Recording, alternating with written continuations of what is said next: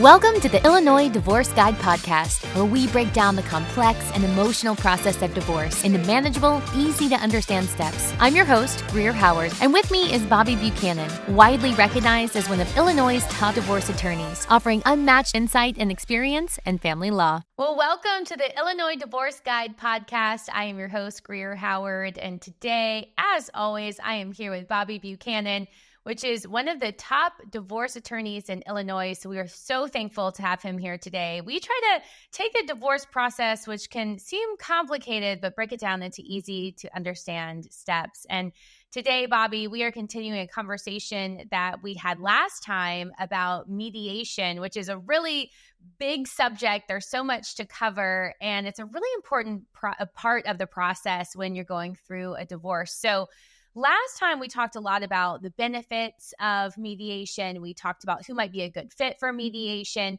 But today, Bobby, we are going to talk through the process. So welcome back. And what can you tell us about the steps when you are thinking about mediation? Thank you, Greer. I was excited for the first part. I'm equally excited for this part because I love mediation. I love the idea of keeping your divorce out of court. And I love getting into the weeds and talking about the nuts and bolts. So let's talk the actual mediation process, what it looks like. Step 0, I'm going to call it, which is getting your spouse on the same page. So you've decided that you want to get a divorce, and that's a big threshold moment in the process once you internally have said to yourself, I want this divorce, this is going to happen, and then you start to externalize it and talk about it with your spouse. So the first thing we need to do is see if they're open to the mediation idea. And what I recommend for doing this is at the beginning, once the initial emotional reaction from your spouse has subsided a bit, you want to give the other side a lot of time and a lot of space during these initial stages, because it's a really, really big deal. But once you see an opening, keep your conversation very high level and just ask them, would you be open or would you object to exploring the idea of mediation? And maybe that's the only question you ask them in a particular day. Like, we don't need to cover a lot of ground in the beginning. We talked about earlier on the last part, the idea of slowing down the divorce process to speed it up. If we push too fast in the beginning, we're probably going to push our case into litigation, which is what we don't want to do. So that is step 0. Get their buy-in in the process. Yeah, I feel like that is so important. I love that point that we talked about last time in the other video of just, really kind of slowing it down, because those emotions can be so high and it's really hard to make good decisions, to come together, to be cooperative when the emotions are really high. So I think I love that first step of get on the same page with your spouse. So let's say you've gotten on the same page, you've let some of those emotions die. What would be step number 1? Step number 1 is that initial consultation with the mediator. So maybe your spouse is of the sort that they trust you to make this initial introduction with the mediator, or maybe they aren't, and they're a little bit, they might push back if you say, here's the mediator we're going to use. So you got to use your best judgment on whether or not you want to bring them into the mediator selection process, or you're just choosing the mediator and then inviting them to the initial consultation. One way to do it, if they might not take your suggestion for a mediator, is you could suggest to them, how about I bring you 3 or 4 possible mediators, and then you choose the one that we go see first. Once you guys have decided which mediator you're going to see first, you're going to set up that initial consultation. And that's really going to be that get to know you meeting where both of you decide whether or not this mediator has the appropriate temperament, style, knowledge of the process that you need. They're going to describe the structure and basically lay out what their particular next steps in the process are. Yeah, and Bobby, that makes me think with this process with a mediator, at that point, do you already have an attorney representing you before you go see that mediator? Has someone come to talk to you specifically, or are you going to meet the mediator without an attorney? Great question. It could be either one, actually. There's plenty of people that just go straight forward and hire a mediator without getting an attorney involved. That said, you can always hire an attorney on the side. There's nothing stopping you from doing that. And whether or not that's something that you disclose to your spouse or not is really going to depend on your particular situation. We talked about power imbalances in certain cases. If one spouse has a lot more knowledge about a certain aspect, maybe the financial complexity of your situation, or you're just afraid that you're going to get bullied and you need a little extra support, it might make sense to at least have a consultation with an attorney first. So I see it going both ways. You can either have an attorney on the side who's kind of guiding you and holding your hand as you go to mediation, or if you feel like you guys can figure it out on your own, you don't need attorneys, go ahead and do the mediation. We don't, as an attorney, I don't want to be the wrench in the works. I don't want, because someone hired me, things go off the rails. If people can get it done without attorneys, please do. You'll get the attorney involved later, and we'll talk about that.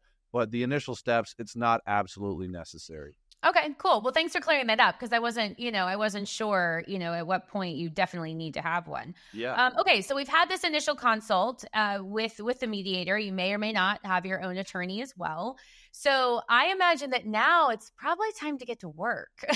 There's some things to do, right, Bobby? Yeah, the mediator is probably going to give you some homework at that initial consultation. So once you sign up with him or her, give them their retainer payment and figure out when your initial mediation session is going to be.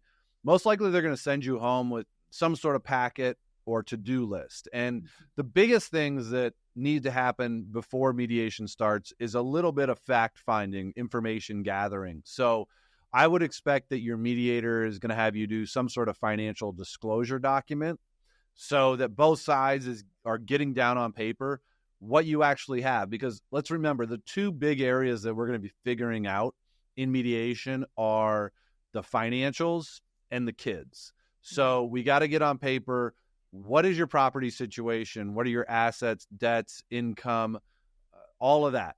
And then on the other side, what's your kids' situation?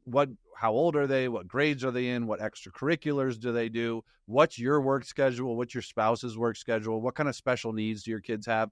Let's get it all on paper so that we can just be on the same page as far as what reality is in this situation.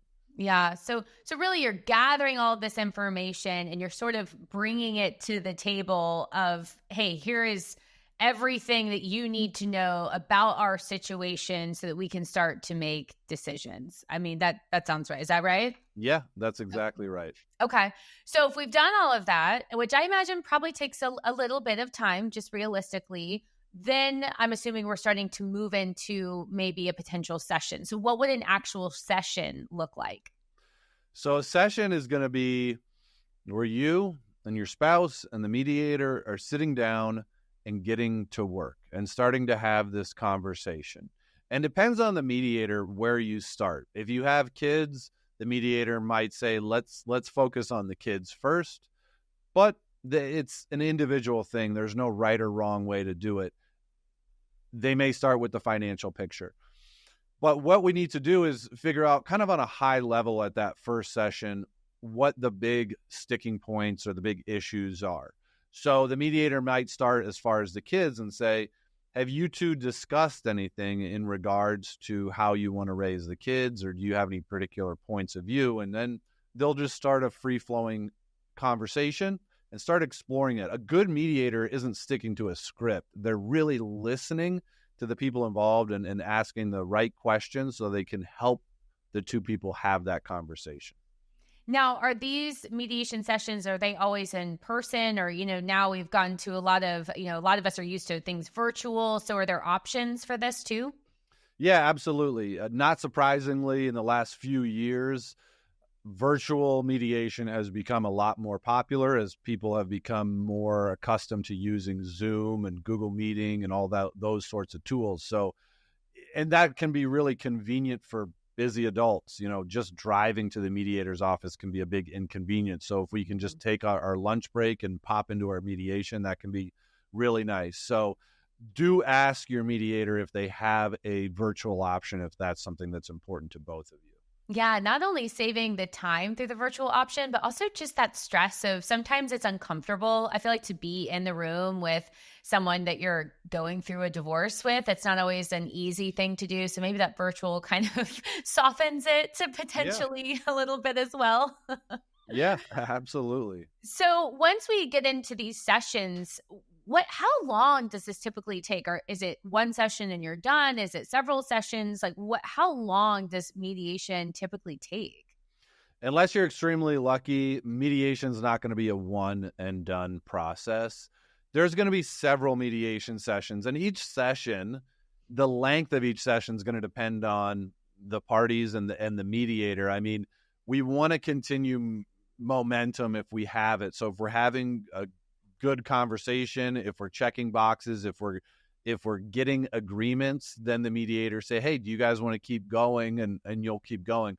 But I would expect most mediation sessions to be somewhere in the realm of an hour and a half to maybe 2.5 hours. You're going to take breaks during the process. The mediator is going to check in on you because, like you said, it is an emotional process. So it's both emotional and it's exhausting emotionally and mentally. I mean, you're thinking through some big things, you're doing some problem solving. So, I don't know about you, but after I really put my head to the paper or have a hard conversation for even an hour, I'm tired and I'm not as effective in trying to think of solutions. So it is going to be a one session at a time sort of thing over the course of probably several weeks, realistically. Yeah. It probably depends on your personality, but I know for myself, a lot of times I have to step away and regroup before I'm really ready to commit to a big decision, especially if there's some type of tension in a decision. My personality, I'll always come back, but I feel like I need to take a minute.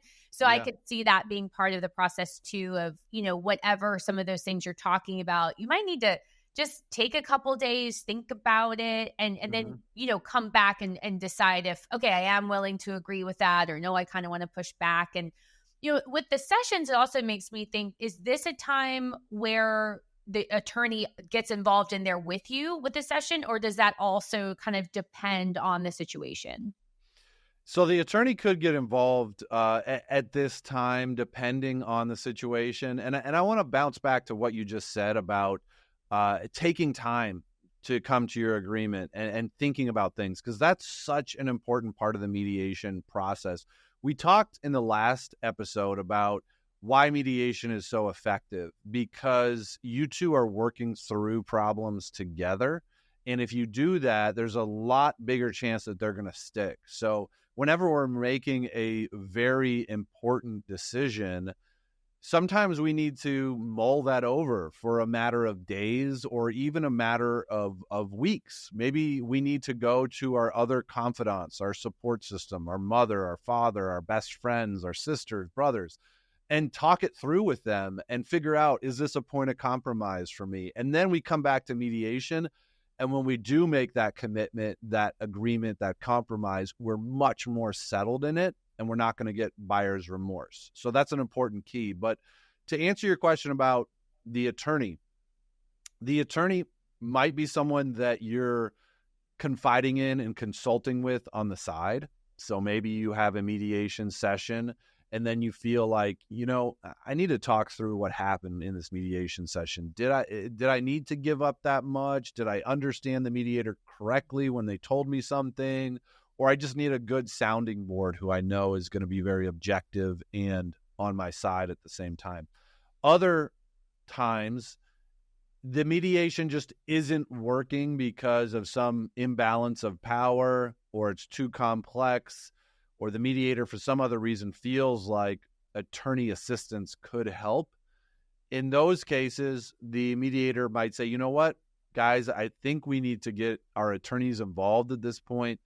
Let's wrap them into the next one, or let's get on a conference call with them to talk through some of these issues. So it's a dynamic, flexible process. This isn't color by numbers. There's not like a specific script, and that's the essence of good mediation. Yes, it's very fluid and dependent on each situation for sure. And so let's say that, all the stars align in the mediation sessions and you've gone off and you've, gotten some counsel, whether it's from friends or family or from an attorney, and you do come to an agreement. And at this point, I'm assuming this is when we definitely want the attorney because, we know what we want and we want to get that finalized. So what does that look like if you do agree? Yeah. So first of all, congratulations. You got to the agreement step, which is awesome.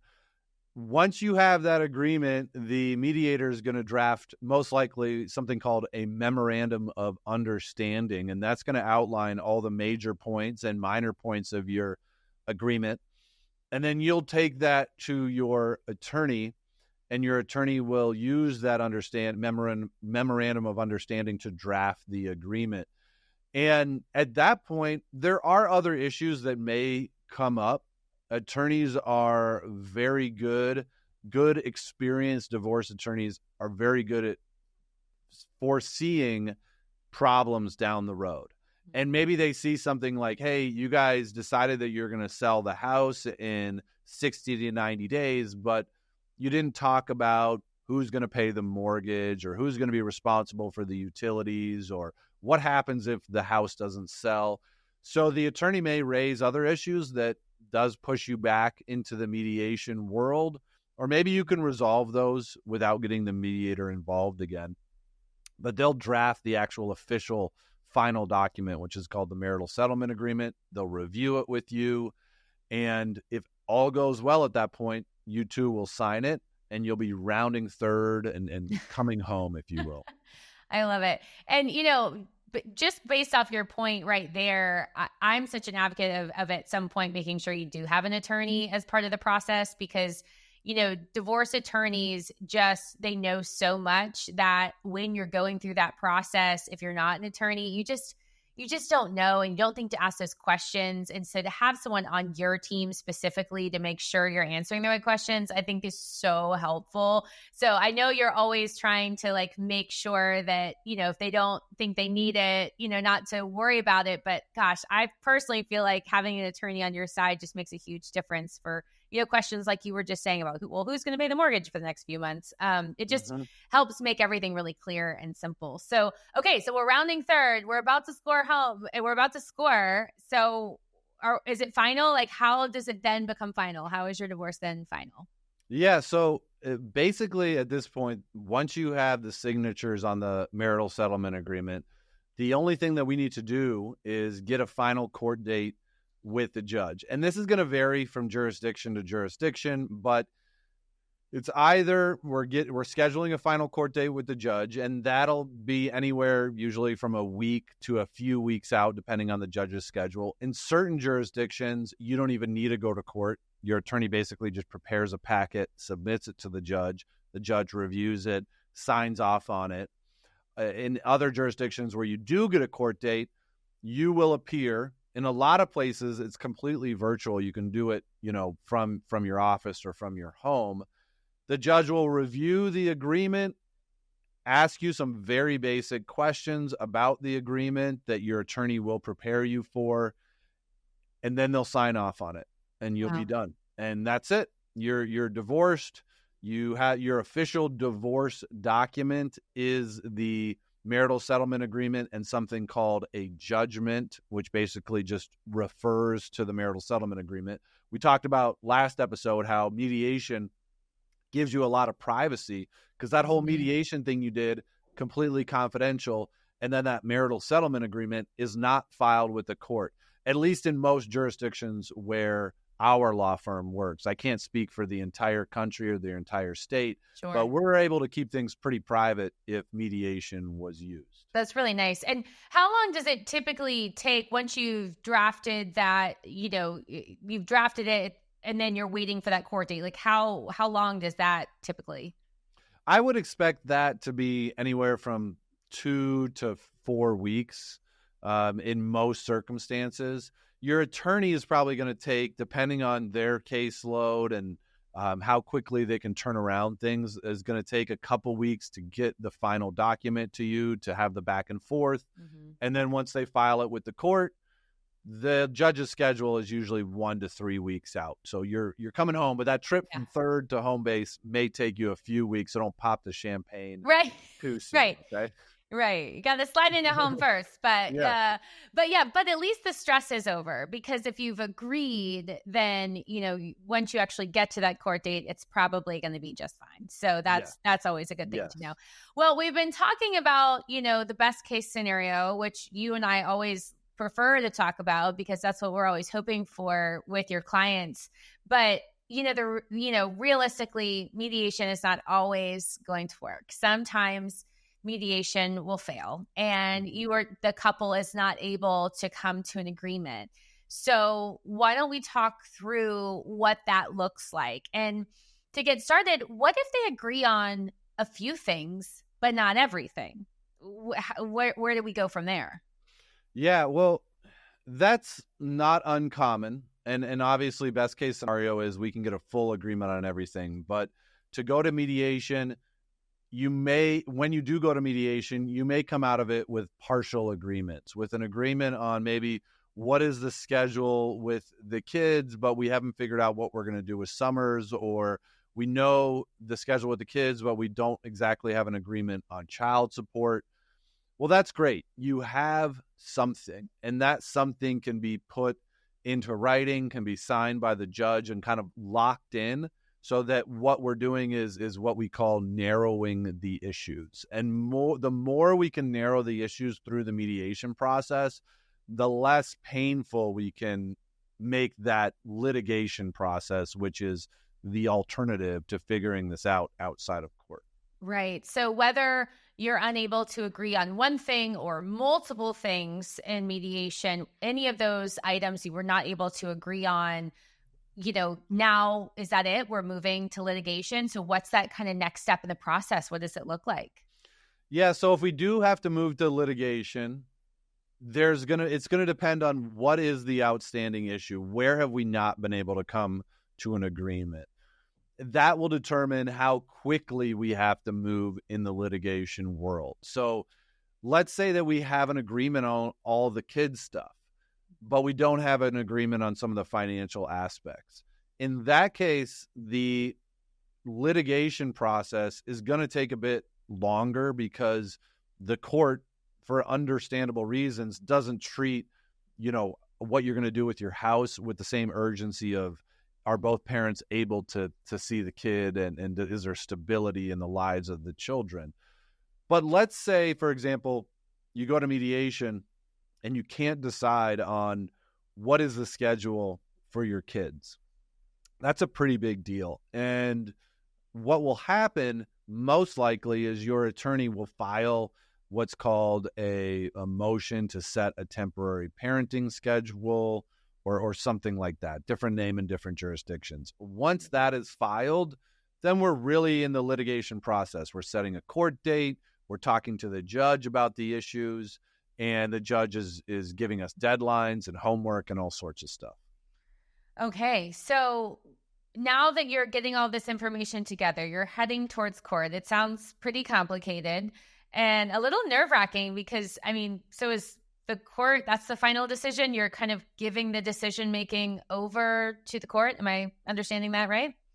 Well, yes and no. You are to a certain degree, but you can also always take it back. It's not like once the train leaves the station that's it, and there's no negotiation, there's no mediation, there's no settlement options. In fact, the court is always going to be pushing the parties back to try to come to an agreement, because the judges realize like, hey, I don't know about your life the way that you do. You don't want me making this decision. In fact, the judges really want the parents to be able to come together and figure this out together. So there's always going to be the option to get back on the settlement and mediation train. But once you go into that litigation world, you set a court date, the judge is going to be making decisions. And when it comes to like a temporary parenting schedule, the judge may have a hearing and over the course of a couple hours hear enough evidence from both sides to say, okay, during this divorce process, mom is going to have Monday to Thursday and dad's going to have Thursday to Monday, or whatever other combination feels appropriate for your case. Wow. Okay. So I kind of liked what you were saying about, all right, so you maybe even be heading to court. So we're heading to court. You've even maybe been in front of the judge. They're starting to hear your case. Maybe your client, maybe your ex isn't loving where this is going. So you're saying you can actually go back and be like, hold up 1 second. We want to try to go back to mediation and actually agree. So there's a second chance to do that. Is that right? Yeah, there's a second, a third, a fourth, a fifth chance. There's a lot of chances when we're in litigation to go back and try to come to an agreement. And it's not uncommon for the attorneys to get together and go, listen, I think we're really close here. I don't know if we need to give this to the judge, because both attorneys know there's a big risk to giving it to the judge. And that's that things are unpredictable. And we don't know what judges are going to do. And they might do something that just doesn't make sense for your side or the other side or both sides. It doesn't stick. It doesn't work. So attorneys often come together and say, hey, let's try to figure this out. Let's try to work this out so we can avoid the court process. So yes, lots of opportunities to go back to mediation, but you got the judge there if you need him or her. Right. Bobby, again, this is why I believe so much in having an attorney for yourself through this process, because even this example of two attorneys getting together to advocate for their clients to come to a compromise is just, it's so important and valuable through that process of your divorce. But let's say that it doesn't work and you are going to have to go to litigation. What does that process look like? Why don't we explain to people, what would they have to be prepared for in that litigation process? Yeah, litigation is stressful because there is a lot of preparation. They say that there is 1 hour of preparation for every 15 minutes of litigation. It could even be twice that. Most cases are settled in the preparation stage. The way that we get cases to settle is that we prepare and we come ready to court, and the other side sees that we're ready and we know the issues backwards and forwards and we're ready to go to hearing, and then they settle. So preparing for litigation, what that looks like, a large part of it is what's called the discovery process. And that's where we're sending formal requests for documents, formal requests for answers to the other side. Maybe we're doing depositions where the other side has to come to our office and testify over the course of a few hours. And that's where it can get really cumbersome, really stressful, really expensive. But it's necessary. If we have to litigate, we have to litigate. It's necessary once we've decided we're going to litigate, that is. We can always pause, mediate, settle if possible. Yeah. I mean, just hearing you talk about it, that makes me think so much of like how stressful that can be, how expensive that can be. I mean, there's just so much that's added to the process if you're heading for litigation, which is, I just feel like that's so hard on on clients to take on, Yeah, and it's not, you're already going through this inherently emotional process of splitting up with this person, and then you're diving into the litigation process, which is stressful for anybody. And then the expenses start to rack up. It's not just the attorney's fees, but there might be expert witness fees. There might be the fees for a guardian ad litem or an attorney for the child, or a child representative. And it really starts to add up and get really stressful. I've never met a person who said, I really enjoyed litigating my divorce. Right. I mean, I'm sure. I dare you to find one. I don't think they exist. And then, I mean, at the end of this road, when you're going through the litigation, I mean, and let's talk through, if you were not able to agree during mediation, the judge is making the final call on whatever you could not agree on, correct? Yeah. Exactly. If you can't agree on it and you get to that step of going to a trial on the final issues, the judge, you go and do your trial, and it's usually at least several days, if not several weeks, depending on how complex your case is, of different witnesses testifying, including you. You're going to be the star witness in your own case and your spouse. And then once that's all done, the case closes. And then it's a few weeks usually, and the judge comes out with what's called a written judgment. And the judge will just give the attorney, say, here's my answer to all your questions of how you should do this. And they will put it in writing. And for the most part, you can't change any of it. Some of it maybe you can modify down the road, but that's it. The judge has signed off on it. Your case is done, like it or not. And you've given all that control over to the judge. And it's a really hard place to be in. And it's avoidable at the end of the day. My gosh, it makes my heart sink, like just thinking about all of those important decisions to be made. I always feel like, make sure to get as much counseling as possible to try to agree with your ex-spouse, like spend the money on that or something to be able to agree in mediation. But obviously sometimes that can't happen and you're heading that way. So kind of to wrap us up, sort of kind of give us the, maybe your final thoughts on mediation versus litigation when people are sort of trying to decide and navigate the complicated process of divorce.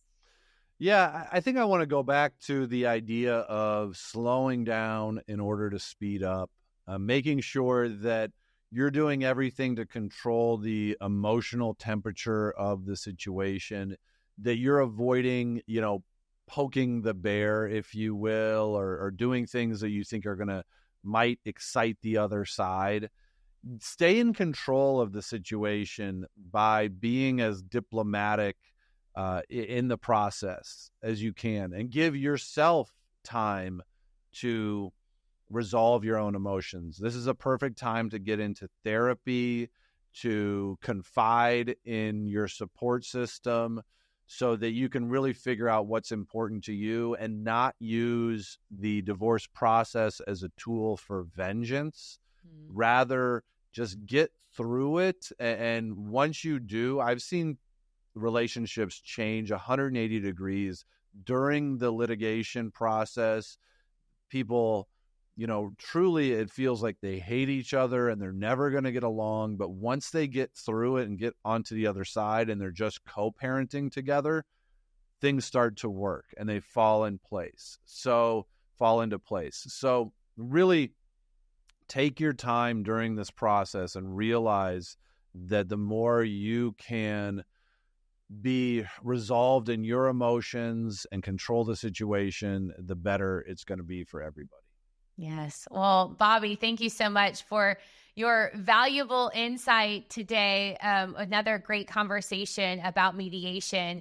And if you have any questions about, our conversation today, please feel free to reach out, and you can subscribe to our YouTube channel, Illinois Divorce TV. You can leave a comment. And if you think this conversation might be helpful for someone else, please share this conversation. And thanks so much for being here with us today. And we'll be back with another episode from the Illinois Divorce Guide podcast. Thank you for listening to the Illinois Divorce Guide podcast. We hope today's episode gave you clarity and support as you move forward on your journey. If you found this episode helpful, please subscribe, rate, and review us on your favorite podcast platform. Tune in next week for more insights and expert advice on the Illinois Divorce Guide podcast.